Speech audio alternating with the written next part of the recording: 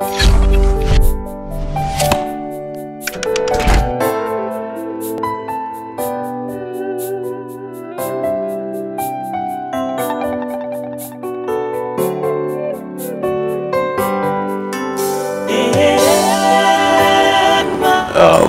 beloved. Welcome once again to Moment of Truth with Pastor Chris Johnson Ayemere. Today we shall be speaking on the effect of righteousness. The effect of righteousness. Righteousness is very key. But first of all, we have to understand righteousness. And when we understand righteousness, then we know how to apply righteousness. The effect of righteousness. It says, our text is taken from the book of James, chapter 5, verse 16. James chapter 5, verse 16. That's our text today. James chapter 5, verse 16. I read, say, confess your faults one to another and pray for one another, that ye may be healed. The effectual fervent prayer of a righteous man availeth much. Look at that again, the B part of it says, the effectual fervent prayer of a righteous man availeth much. This is where water makes the bridge.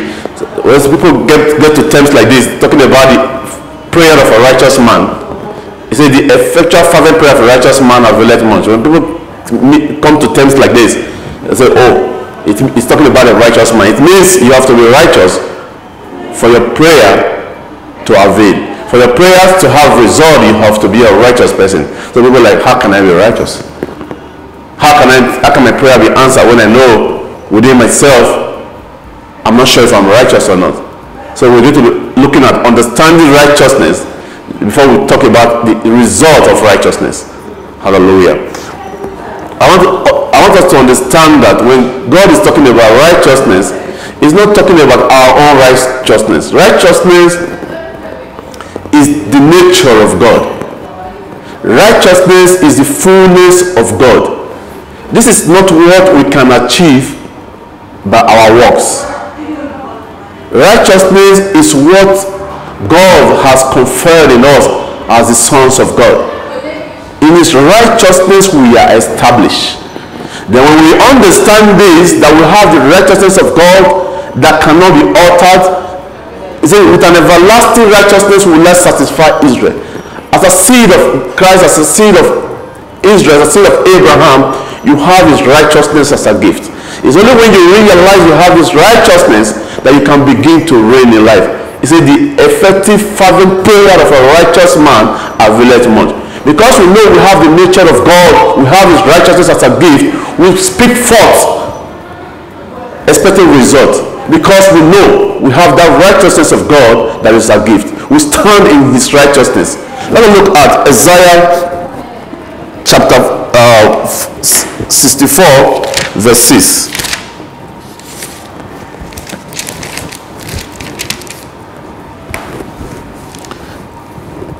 Isaiah 64 verse 6. It says, but we are all as an unclean thing, and all our righteousness are as filthy rags. We all do fade as a leaf, and our iniquities like the wind have taken us away. The nature of man, the stand of man before the finished work of Christ, before Christ restored us back to His righteousness, the righteousness, standing in your own righteousness, you are like a filthy rag. You cannot stand. If you look at your righteousness, you cannot be effective. Even Satan will come through it to accuse you, to let you know that you are just as a filthy rag. You cannot pray. You cannot speak forth effect, because it is the effective fervent prayers of a righteous man, when we read in James chapter 5 verse 16, that availeth. So when you stand in your own righteousness, you see failure. But when you stand in His righteousness, you see results. Let's look at the same Isaiah. Isaiah chapter 45. Look at Isaiah chapter 45, verse 24 and 25.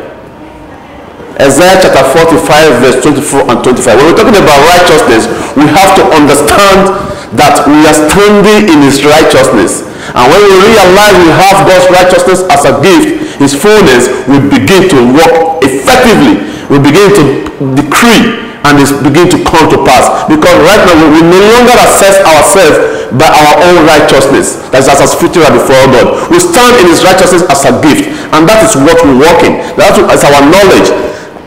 It says, Isaiah chapter 45 verse 24 and 25, I read. It says, surely shall one say, in the Lord I have righteousness and strength.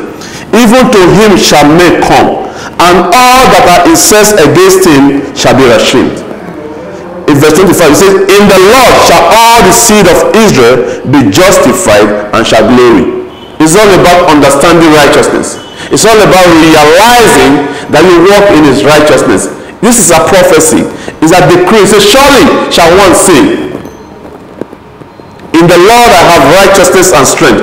So when you realize you have God's righteousness and strength, verse 24 says, even to him shall men come, and all that are incensed against him shall be put to shame. When you stand in God's righteousness, my brother, there's nothing that can pull you away from him. When you stand in his righteousness, you have confidence to make declaration as sons, because you have his fullness, you have his nature as a gift. No wonder the Bible says in Romans chapter 5 verse 17, it says, in Christ we have abundance of grace and the gift of righteousness to reign in life through Jesus Christ.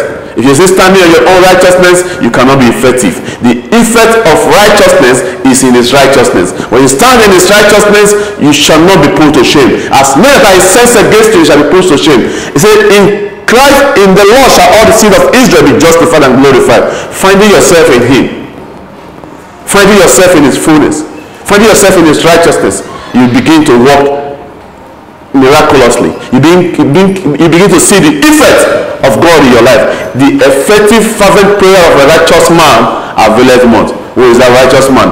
It's all about mindset.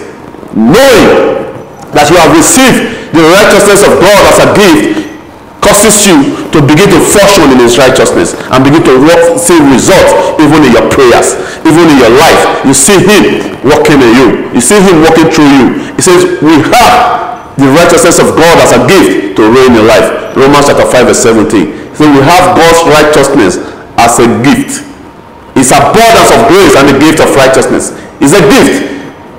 It's not what you earn. It's not what you achieve by your effort. It's what God has obtained for you through the finished work of Christ. The Bible makes us to understand in 2 Corinthians chapter 5 verse number 21, it says, God made him who knew no sin to be sin for us, that we may be made righteousness of God through him. We are the righteousness of God in Christ Jesus. When we stand in this understanding, in this knowledge that we have his fullness as a gift, we begin to reign in life.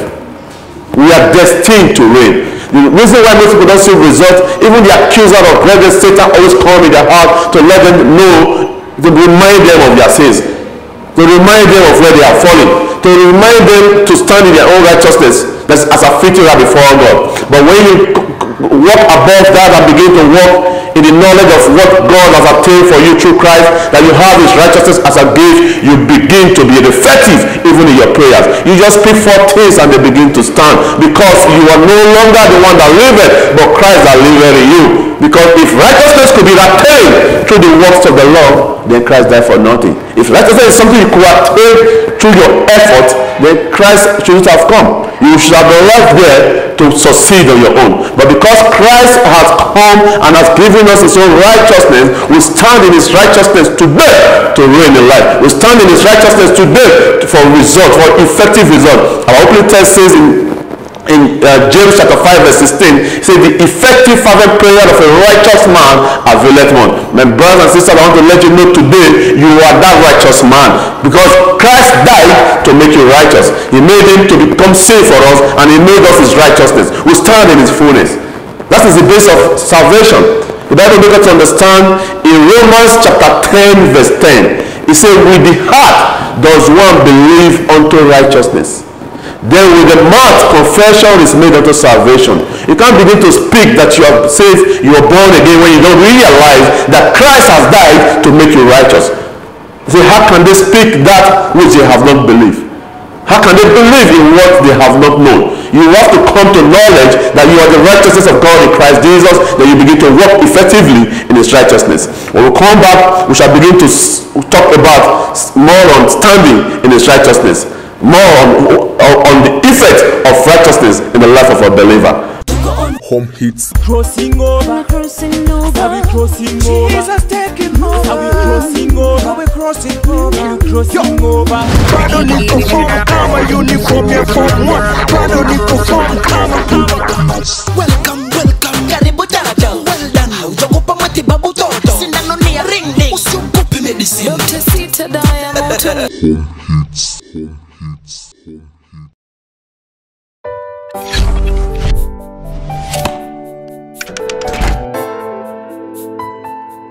Welcome back, beloved. We're still talking about the effect of righteousness.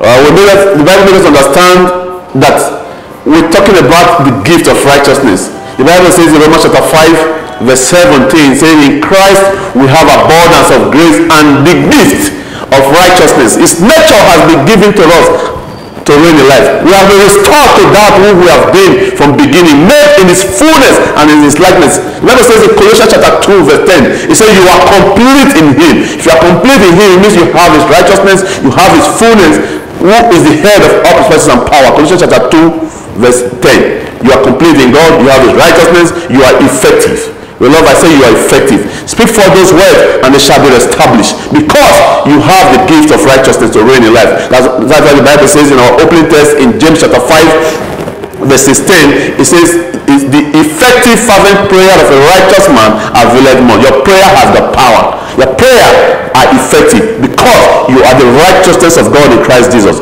The book of Romans tells us more about understanding righteousness. Let me go to the book of Romans chapter 3. We take from verse 9 to 24. Romans chapter 3 from verse 9 to 24. Sorry, from verse 19 to 24. Romans chapter 3 from verse 19 to 34. When we're talking about law and grace, I want you to understand that grace is talking about what God has attained for us. But law is standing on your strength to obtain God's law, to obtain his righteousness by your effort. The Bible makes us understand that with that you cannot stand. It's like putting yourself in a bondage, putting yourself in a chain, trying to obtain that which he has already obtained for you. We are not praying to be righteous. We are not struggling to be righteous. We are to wake up to the knowledge that we are the righteousness of God in Christ Jesus. Let's look at Romans chapter 3, verse 19 to 24.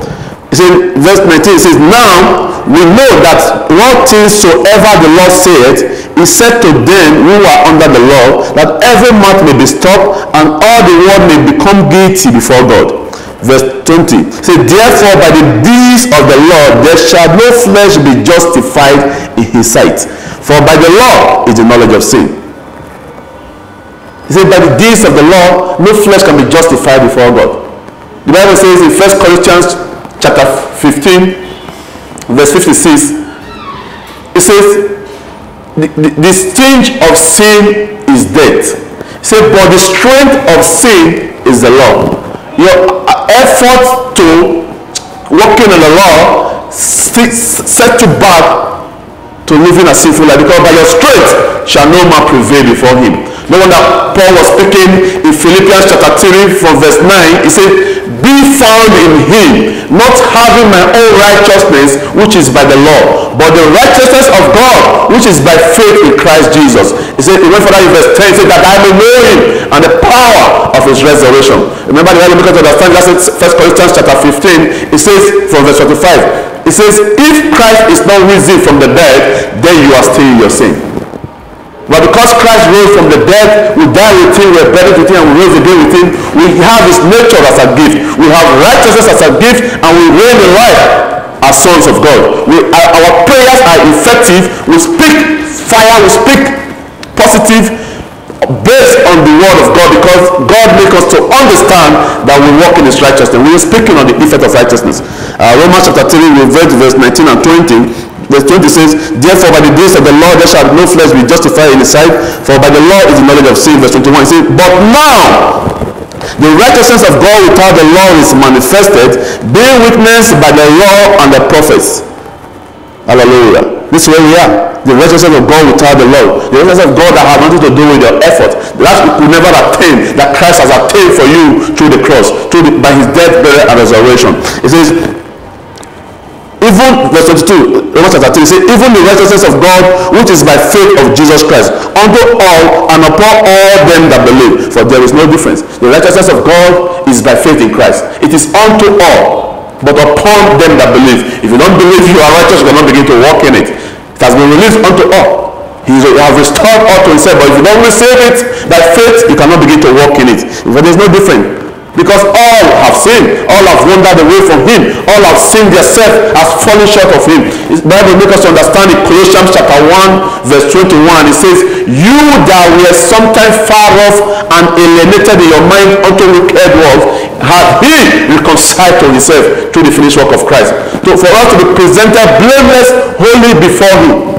It's not something we are struggling to be. We're not struggling to be righteous because Christ has made us righteous. We are therefore presented holy and blameless before God. Let's begin to walk in that mindset. Let our mind be renewed so that we can begin to walk in power. When we realize we have been made righteous, fear is gone, and we begin to walk in boldness because we have a sound mind. No wonder the Bible makes us understand.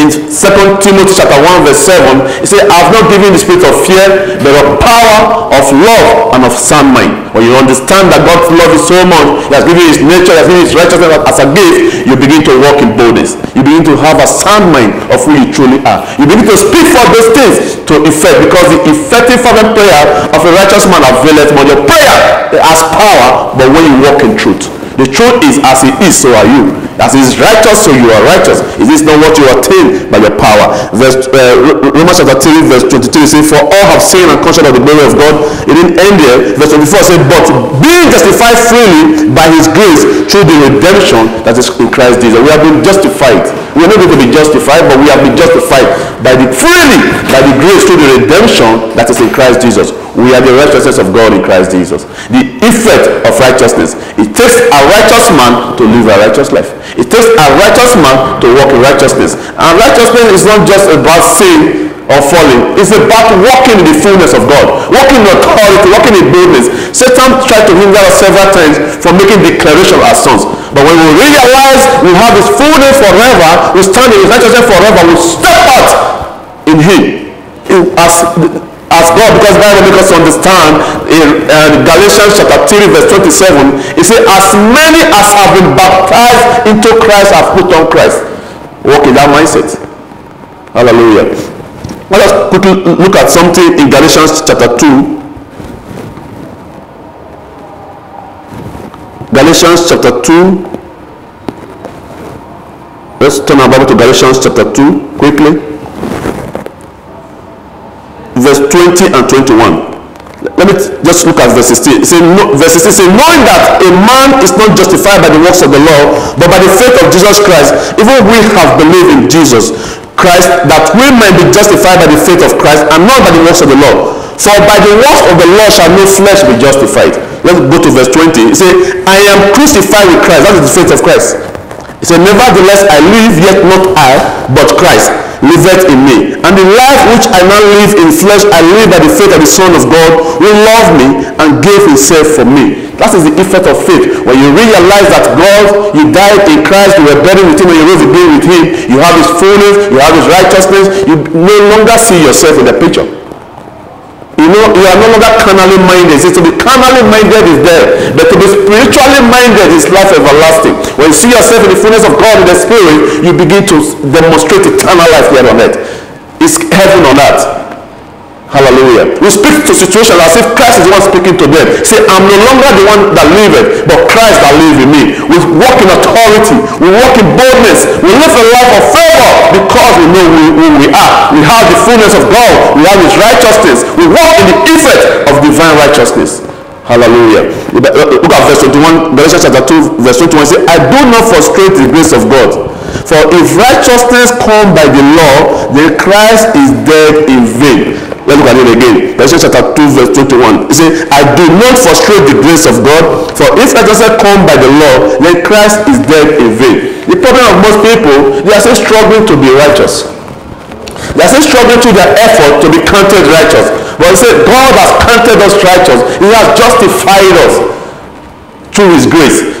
Trying to justify yourself by your effort is frustrating the grace of God. That's why you cannot see the effect of God in your life, even as a believer, because what makes you a believer is believing in the fullness of God in you.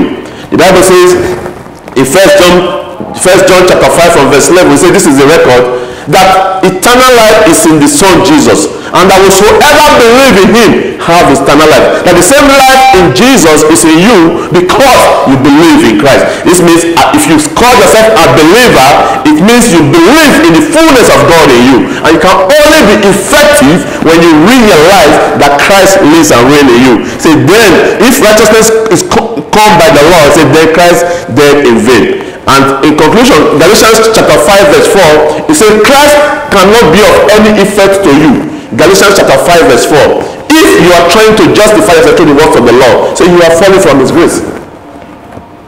Hallelujah. For us to have the effect of Christ in us, we should walk in his righteousness. We should understand righteousness, and we have the effect of righteousness as a believer. Thank you. Stay tuned. We shall be back shortly for a short break. Stay tuned and stay blessed. You are loved and highly favored. Hallelujah.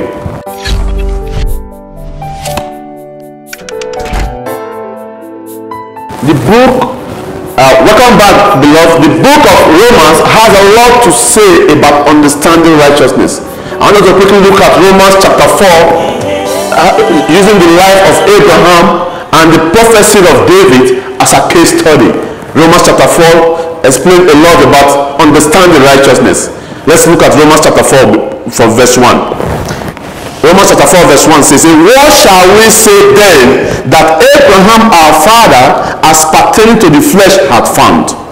For verse 2 says, for if Abraham were justified by works, he had wherefore to glory not before God. If Abraham was made righteous because of his work, if he was justified by his work, he had something to glory, but never before God. Verse 3 says, for what saith the scripture? Abraham believed God, and it was counted unto him for righteousness. He said, now the righteousness of God apart from what has been revealed. The righteousness of God which is by faith in Christ Jesus. Abraham was not counted righteous because he did righteous works. Abraham was counted righteous because he believed in God. He believed in the fullness of God in him. He believed he is righteous, and he was counted righteous. It takes a righteous man to live a righteous life. Now to him, verse 4, Romans chapter 4 verse 4 says, now to him that worketh is the reward not reckoned of grace but of debt. If it's by your work you are justified, then the reward is not of grace, then it's of debt. God is paying you for your being too holy, for your being holier than thou, but never before God. No flesh can boast in his righteousness before God. God has made us righteous through his grace. It's never of debt. Hallelujah. Let's quickly look at something in 1 Corinthians chapter 1. 1 Corinthians chapter 1 from verse 29 to 31. It says, 1 Corinthians chapter 1 29 to 31, it says, that no flesh should glory in his presence, but of him are you in Christ Jesus, verse 30, who of God is made unto us wisdom and righteousness and sanctification and redemption, that according as it is written, he that glorieth, let him glory in the Lord. God wants no flesh to boast before him. Some people will come up to say, I know myself, I am righteous, at least 70% is a pass mark, I'm trying, I know many of you are living in sin. That is not righteousness. That is self-righteousness. It only leads to condemnation. You are not even sure. We have 100% righteousness, not because of the works of the law we have done, because Christ died to make us righteous. And when we stand in that righteousness, we see the effect of righteousness in our life. We see the effect of his grace upon our life when we stand in knowledge of the gift of righteousness. He says, God made him who knows it to be sin for us, that we might be made righteousness of God through him. We are the righteousness of God in Christ Jesus. We walk in the knowledge of his fullness. When we read in Galatians chapter 2 verse 20, he says, I'm no longer the one that liveth, but Christ. I live by the faith of him. God, by the faith of God, we died with Christ, we're buried with him, and we rose again with him. God sees us as the resurrected and glorified Christ, the effect of righteousness. Hallelujah. Let's go back to Romans chapter 4. chapter 4, verse 4 says, now to him that walketh is the reward not reckoned of grace but of debt. Verse 5 says, but to him that walketh not, but believed on him that justified the ungodly, his faith is counted for righteousness.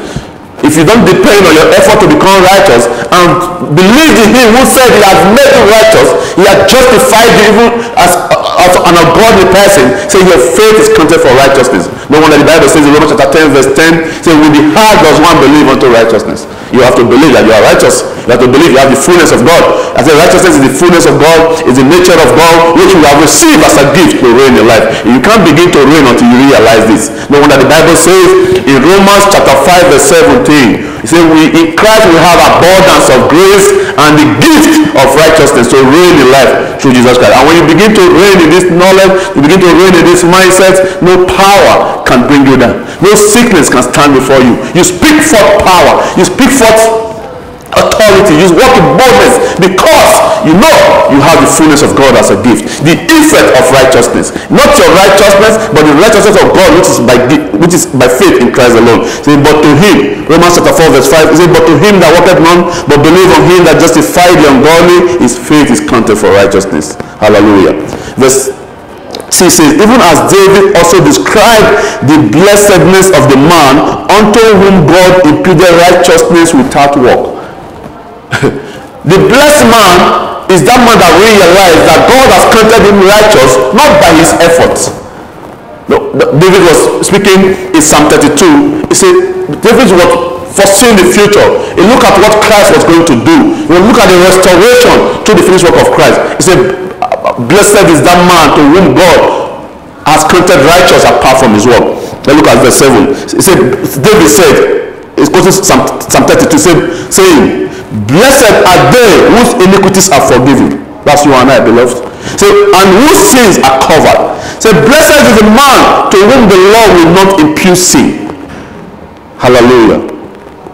Verse 9 says, cometh this blessedness then upon the circumcision only, or upon the circumcision also? For we say that faith was reckoned to Abraham for righteousness. Hallelujah. See, how is it then reckoned when he was in circumcision or in uncircumcision? He said not in circumcision but in uncircumcision. Abraham was not yet circumcised when God called him righteous. And God circumcised him as a seal of everlasting righteousness. That is what we have. The Bible says in Colossians chapter 2 verse 11, it says we were circumcised by the circumcision of Jesus Christ, which is the putting off away of the body of sin. We are the righteousness of God in Christ Jesus. It's an everlasting seal of righteousness. That's what we walk in. That's the blessed assurance we have, that we are blessed of God. Say, blessed is he to whom God called righteous apart from his work. When we realize this, we begin to walk in power.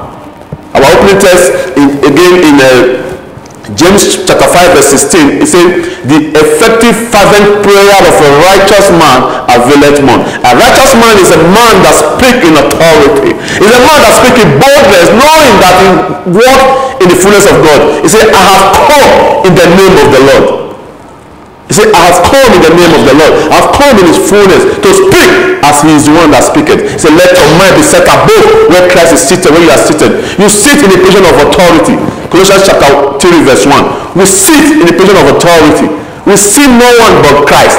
And we sit to people's situation because if Christ is alive in this person, if this person is compared with Christ, sickness and infirmities are light.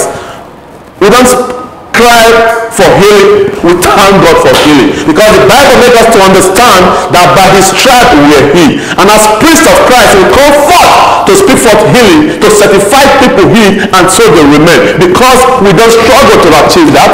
We just stand on his finished work, we stand on his promises because we know we have his nature upon us, we have his fullness upon us, we have righteousness as a gift to reign in life. The effect of righteousness. Understanding righteousness is key for every believer. Not standing in your own righteousness, which the Bible describes as a filthy rag, but the righteousness of God, which is by faith in Jesus Christ, is the gift to reign in life.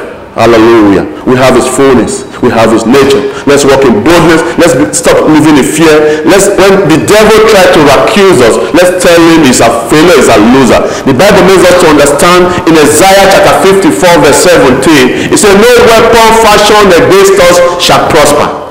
And he said, every tongue that shall rise against you in judgment, you shall condemn. When the devil tries to tell you, the Bible says, the effective fervent prayer of a righteous man availeth much. Why are you praying? Are you righteous? You tell him, hey, this is my heritage. That's the next phrase. He said, this is the heritage of the children of God, and their righteousness is of me, saith the Lord. We have our heritage, the righteousness of God to reign in life. When we stand in this, every tongue that come against us in judgment, we condemn them, because there is no condemnation against the saints of God. The Bible makes us to understand in Romans chapter 8 verse 1, it says, there is therefore now no condemnation to them that are in Christ Jesus. So not them that walk after the flesh, but them that walk after the spirit. Because if you keep seeing yourself in the flesh as a carnal mind, condemnation is surely be upon you. But when you see yourself in the fullness and in the nature of God, in the spirit, that you are born, you are in the fullness and in the image of God, you walk as him and not you. You are no longer the one that liveth, but Christ. You begin to walk in power. You begin to walk in boldness. This is the life of a new creation. Remain effective as a believer in the fullness of his righteousness. The effect of righteousness is in you. Go forth and speak forth to the situation and walk in that mindset as a new creation. Stay tuned and stay blessed. Until next time, it's Moment of Truth with Pastor Chris. Let us pray. Father, I thank you for the gift of righteousness which you have given to us to reign in life. Father, today as we have come to this knowledge, Father, we ask, oh God, let us begin to see the effect of your fullness in our life. That as we speak forth to situation, it's you that speak forth to them, because it's in you we live, we move, and we have all our being in him, because we are your offspring. We give you praise, we exalt your holy name. We thank you for your result in our ministry, in your ministry upon our life. We give you praise for continual result in the life of people, that people will break forth of lies and darkness and begin to walk in truth, which is your desire for us to walk in truth in all the days of our life. For in Jesus' mighty name we pray and give thanks. Amen.